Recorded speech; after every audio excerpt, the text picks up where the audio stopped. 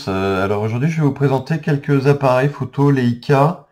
Il s'agit des premiers, donc qui sont avec des montures vissantes qu'on appelle M39.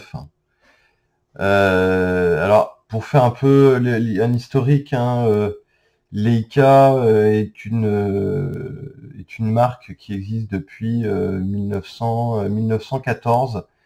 Et ce sont parmi les premiers appareils à avoir utilisé le format 35 mm, donc 24-36, qui est issu du cinéma. Donc c'était des films qui étaient utilisés pour le cinéma auparavant, en sachant que donc avant la Première Guerre mondiale, les appareils photo qui étaient utilisés utilisaient des films qui étaient très grands, voire des plaques, et les appareils étaient très difficiles à déplacer. C'était des grosses chambres, et les photos étaient faites en pose, c'est-à-dire que les sujets qu'on photographiait, on leur demandait de poser pour prendre la photo, parce que le matériel était tellement encombrant qu'on ne pouvait pas prendre une photo sur le vif de quelque chose de spontané. Donc la plupart des photos d'ailleurs qu'on voit qui datent d'avant la Première Guerre mondiale sont des photos qui souvent on voit les gens poser devant le photographe. En plus, les durées d'exposition étaient parfois longues, et on n'avait pas la possibilité de refaire une deuxième photo ou une troisième photo si on pensait que c'était un peu raté. Donc c'est ce procédé-là, le fait d'avoir fait des appareils qui sont beaucoup plus légers, beaucoup plus faciles à utiliser, et avec du film qui permet de faire plusieurs poses, plusieurs photos les unes derrière les autres, qui a vraiment démocratisé la photo. Et bah, également au niveau sociétal, hein, le développement de toutes les photos faites par les grands reporters, reporters de guerre ou de grands événements. Également le début de la photo dans les magazines et dans les journaux, alors qu'avant c'était plutôt des dessinateurs qui illustraient les journaux. Donc ça a vraiment permis le développement de la photo telle qu'on l'a connue, au moins jusqu'à la fin de l'argentique. Et donc Leica est vraiment, à mon sens, le plus grand nom de la photo de cette époque, et jusqu'à aujourd'hui, même pour le numérique. Euh, donc les premiers appareils sont sortis juste à la fin de la Première Guerre mondiale. Ils utilisaient des films Kodak sur des pellicules en 135. Et donc voici les premiers appareils. Ils ont une nomenclature, on va dire, hein. On a le 1, 2, 3, et ensuite on a des évolutions sur chacun des modèles, mais on a vraiment trois grandes évolutions, trois grandes périodes. Donc le premier modèle, c'est celui-ci, c'est un Leica 1, donc qui a été fabriqué entre 1925 et 1926. Donc ça, c'est le 1A. Sachant que si vous voulez rapidement savoir précisément quel est le modèle et quelle est l'année, vous avez toujours un numéro de série. Et les numéros de série sont documentés, c'est-à-dire qu'on retrouve rapidement de quel modèle il s'agit. Mais voilà, pour vous faire un petit état des lieux, la première version, donc c'est le 1A, comme ceci. Vous n'avez pas la possibilité de changer l'objectif. Ça viendra juste après.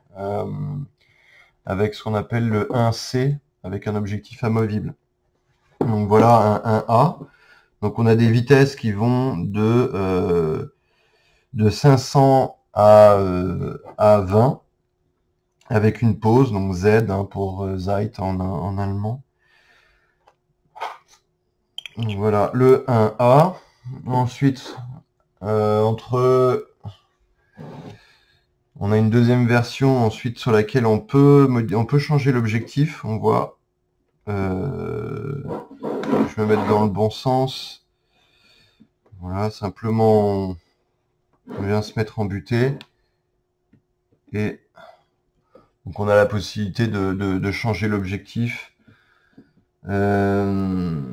Il me semble qu'il y en avait relativement peu au départ qu'on pouvait changer. Je suis même pas sûr d'ailleurs qu'il y avait la possibilité d'en mettre un autre différent, mais au moins l'objectif était amovible. Sinon la construction est assez similaire.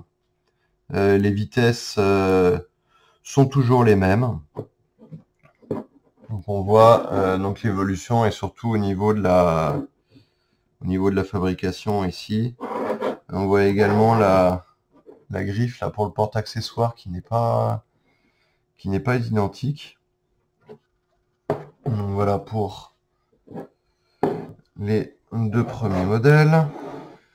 Sachant que le 1, le Leica 1 a continué à être fabriqué par la suite. Il a continué à être fabriqué comme modèle un peu d'entrée, peut-être pas d'entrée de gamme, parce que ça reste du Leica, on peut pas vraiment parler d'entrée de gamme, mais un peu moins cher. Donc voici un modèle qui est déjà qui a été fait beaucoup plus tard. On voit que la finition au départ était quasiment toujours noire, hein. La finition chromée est arrivée après. Donc ce modèle-là est déjà beaucoup plus tardif. Donc, toujours donc avec un objectif, hein, un Elmar 50 mm ouvrant à 3,5.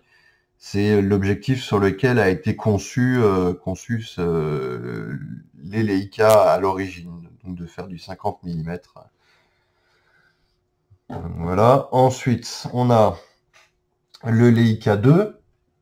Voilà, le Leica 2, le modèle Couplex. Il a un télémètre. On voit ici la différence, hein. Il a un télémètre ici, donc qui est couplé au réglage de l'objectif. Donc ça, c'est vraiment le modèle qui a révolutionné, parce que l'adjonction d'un télémètre, ça a vraiment changé beaucoup les choses. À noter que les toutes premières versions, on a sur le réglage de la vitesse d'obturation, la vitesse la plus lente, il y a écrit là il y a écrit 20,1, et les premières versions, il y a juste le 20. Parce que rapidement le Leica 3 est sorti, et on va dire dans un souci de limiter peut-être les coûts ou les différentes pièces, la couronne ici de réglage de la vitesse d'obturation a été commune avec le modèle 3 qui est juste ici. Voilà. Alors que les premières, il y a juste le 20. Là, il y a écrit 21. La molette de réglage est identique au Leica 3, qui est sorti donc après. Et la différence avec le Leica 3, c'est que le Leica 3 ici, il a ses vitesses, les vitesses lentes sont ici. Alors que la vitesse la plus lente sur le Leica 2 est à 20. Ici, on a la possibilité d'avoir jusqu'à 1 seconde, et puis avec les deux pauses. Voilà.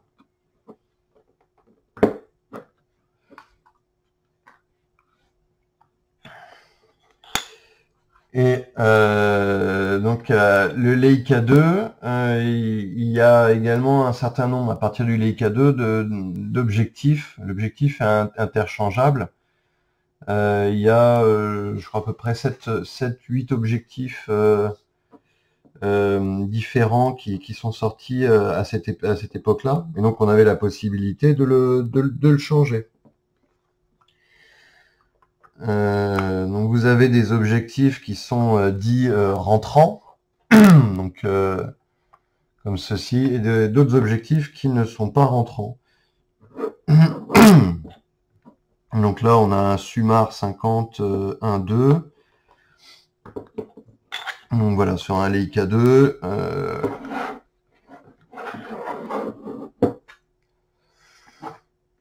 Ensuite, toujours un Leica 2, mais qui est plus récent, donc avec une finition chromée. Avec encore un objectif rentrant, qui est l'objectif le plus classique, qui est le Elmar 50 3.5.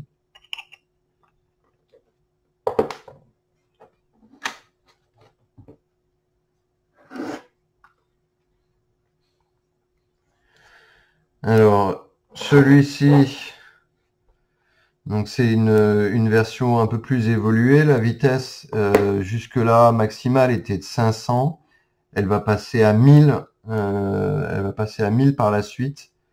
Et il me semble qu'il y aura encore d'autres objectifs qui seront proposés, mais ce sera beaucoup plus tardif. Donc comme on peut voir ici, la vitesse maximale ici est à 1000 sur ce 3.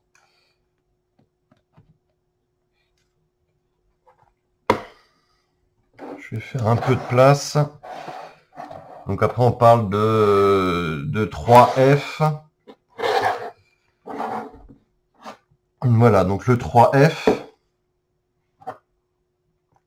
J'en ai deux juste ici. Le 3F. Donc la différence avec le 3F, c'est que le 3F, donc vous avez toujours une vitesse qui va maximale à 1000, mais vous avez un retardateur. Alors, il y a la version avec le retardateur pour le 3F, pardon, c'est celui-là. Voilà, le 3F avec le retardateur.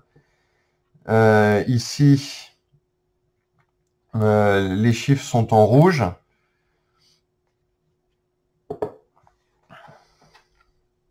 Donc ça, c'est déjà une version beaucoup plus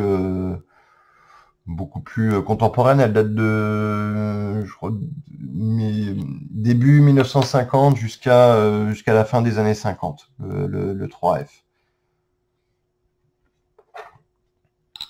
Donc ça, c'est l'avant-dernier modèle. Celui-ci, il me semble pas que ça soit un 3F. Parce que il me semble que le 3F c'est avec un retardateur. Celui-ci n'a pas de retardateur. Il y a les chiffres qui sont pas inscrits en rouge. Ça doit être un 3E ou quelque chose. C'est un 3E, ça, il me semble. Vous avez on voit ici la roulette pour l'avance du film, où il y a les indications sur les caractéristiques de la pellicule.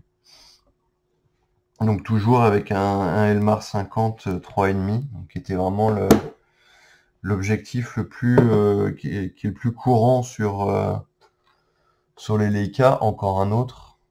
Donc on voit qu'il a été vraiment beaucoup distribué. Et après vous avez des versions un peu alors là, ça c'est un Leica, c'est un modèle 1. C'est un modèle 1, donc avec absence de télémètre. Je crois que c'est un E, je crois. Donc il n'y a pas de télémètre dessus. Et vous avez donc le boîtier sur lequel il n'y a pas les vitesses lentes. On voit également il y a eu une évolution qui a été faite là sur sur le 3, c'est que jusqu'au 3F, la partie du dessus avec le viseur et le télémètre, elle est posée au-dessus. C'est-à-dire ce n'est pas monobloc.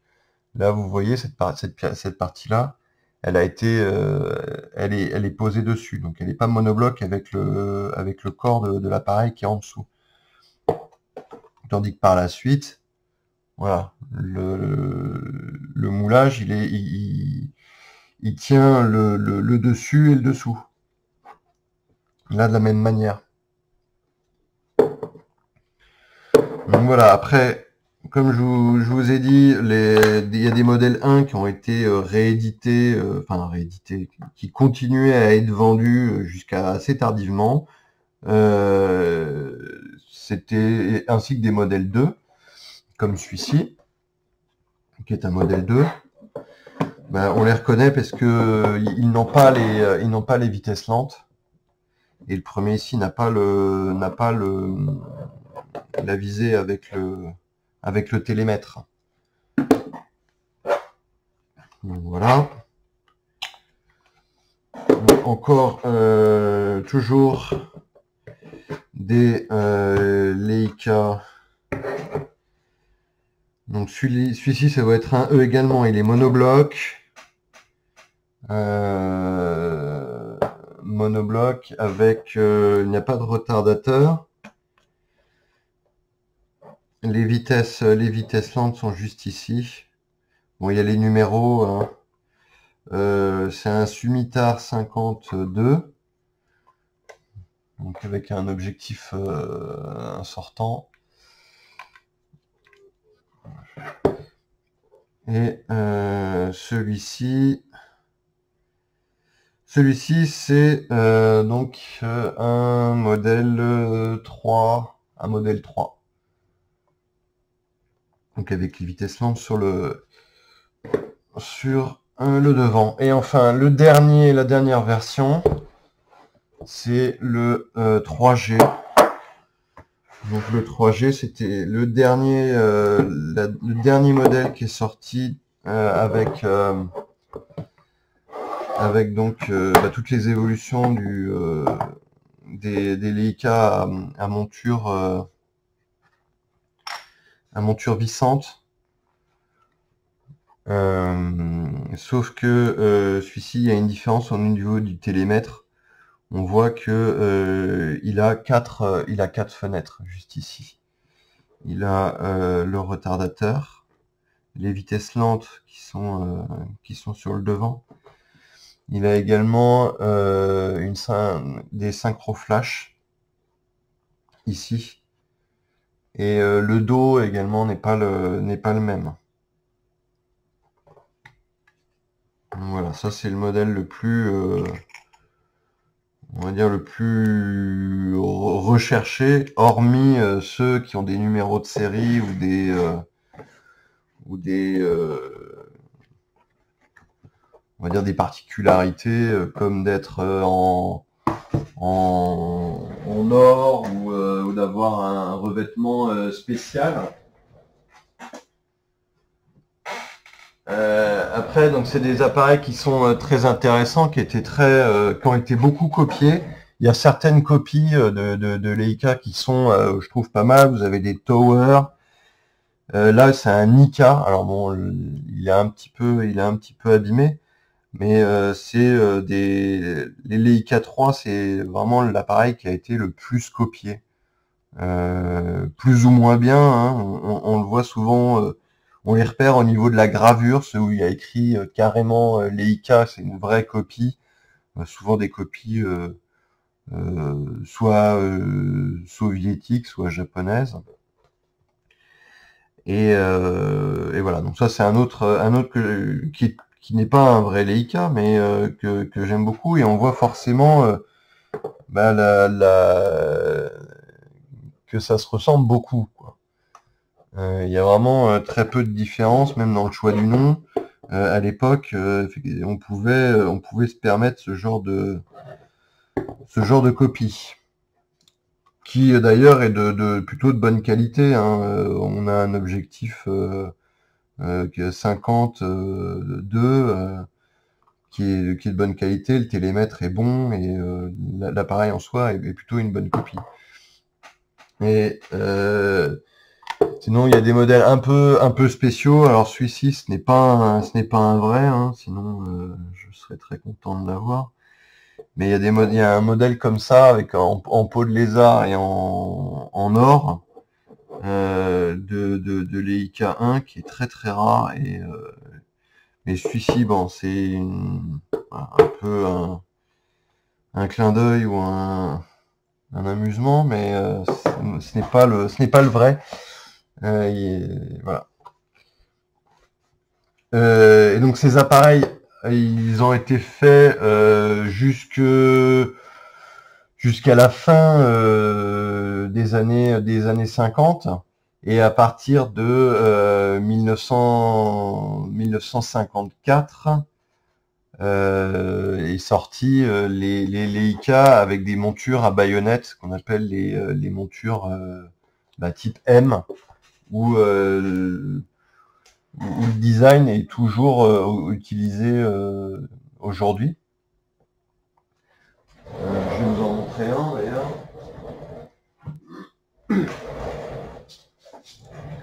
Voilà, donc ça c'est un M2. Voilà, donc ensuite on est passé à ça qui est beaucoup plus, qui fait beaucoup de plus contemporain. Même les numériques qu'on vend, qui sont vendus encore aujourd'hui, ont exactement le même design. Les montures sont toujours compatibles, donc en monture M. Et là on est déjà sur sur de l'appareil beaucoup plus moderne, voilà, avec des techniques beaucoup plus avancées. Voilà, donc j'espère que ma vidéo vous aura intéressé, car a permis à certains de s'intéresser à ces appareils photo qui sont, je trouve vraiment très beaux et qui méritent vraiment qu'on s'y intéresse. Bonne journée.